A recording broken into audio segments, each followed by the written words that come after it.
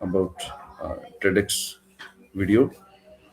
The topic is the power of vulnerability. Uh, in this landmark presentation, Dr. Brene Brown, a research professor at the University of Houston, shares the culmination of decades worth of research. The video chronicles her personal journey as a data researcher who sought to organize and control the messy aspects of human life. Her primary focus was connection. During her research, she discovered that connection is the very purpose of human existence. However, the greatest barriers to this are shame and the fear of vulnerability. She interviewed thousands of individuals to discern the difference between those who live wholeheartedly, feeling satisfied and deeply connected, and those who constantly struggle for worthiness. The conclusion is profound. Those who thrive are those who embrace their imperfections rather than hiding them. They operate from fundamental belief that they are worthy of love and belonging exactly as they are. Key point analysis connection as the biological imperative. Brown possessed that human beings are neurobiologically wired for connection. It is what gives purpose and meaning to our lives. Without it, we experience profound suffering, isolation, and clinical uh, dysfunction. Second thing, shame, the fear of disconnection. Shame is defined as the accusation, fear that if people see who I really am, I won't be worthy of connection. It is the I am not enough, not this enough, rich enough, or smart enough. This feeling act as a wall between ourselves and others. Courage and compassion.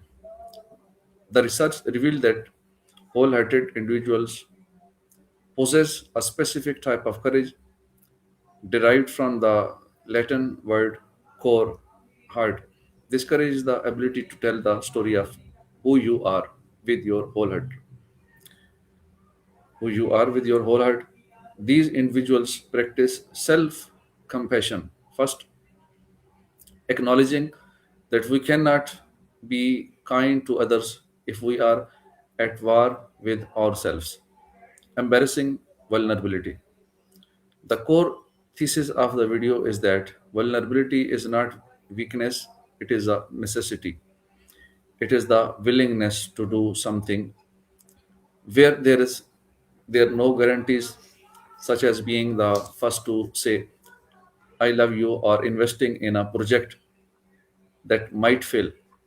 Brown argues that vulnerability is the birthplace of joy, creativity, and belonging. Lessons, ideas, and themes. Authenticity or perfection. We must let go of who we think we should be in order to be who we actually are. The trap of selective numbing. We cannot selectively numb emotions. When we try to numb bad feelings like grief, shame, or disappointment, often through addiction, medication, or overeating. We inadvertently numb good feelings like joy, gratitude, and happiness. The illusion of certainty. In an uncertain world, we try to make everything certain through blame, ideology, or perfectionism, which only leads to further disconnection. Brene Brown utilizes relatable anecdotes to simplify complex psychological data.